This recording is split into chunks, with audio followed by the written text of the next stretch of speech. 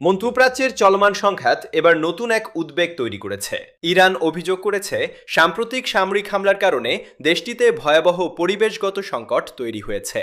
ইরানের জাতিসংঘে নিযুক্ত রাষ্ট্রদূত সাইদ ইরাভানি জাতিসংঘের মহাসচিব সহ বিভিন্ন আন্তর্জাতিক সংস্থার কাছে একটি আনুষ্ঠানিক চিঠি পাঠিয়েছেন।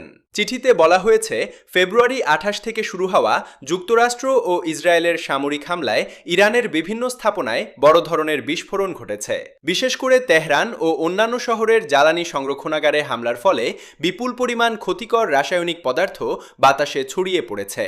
ইরানের রেড ক্রিসেন্ট জানিয়েছে, এই বিস্ফোরণের কারণে হাইড্রোকার্বন, সালফার এবং নাইট্রোজেন অক্সাইডের মতো বিষাক্ত গ্যাস বায়ুমণ্ডলে ছড়িয়ে পড়ে গুরুতর বায়ু দূষণ তৈরি করেছে। এর ফলে বয়স্ক মানুষ এবং হৃদরোগ ও শ্বাসকষ্টে ভোগা রোগীদের জন্য বড় ধরনের স্বাস্থ্য ঝুঁকি তৈরি হয়েছে।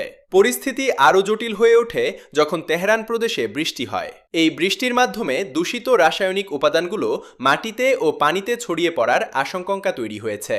পরিস্থিতির কারণে তেহরানের সব হাসপাতালকে উচ্চ সতর্কতায় রাখা হয়েছে। নাগরিকদের অপ্রয়োজনীয়ভাবে বাইরে না বের হওয়ার পরামর্শ দিয়েছে পরিবেশ বিভাগ। ইরান বলছে, এই ধরনের হামলা আন্তর্জাতিক পরিবেশ আইন লঙ্ঘন করে এবং বিশ্ব পরিবেশের জন্য বড় হুমকি। তাই দেশটি জাতিসংঘের কাছে জরুরি তদন্ত ও দায়ীদের বিরুদ্ধে ব্যবস্থা নেওয়ার আহ্বান জানিয়েছে।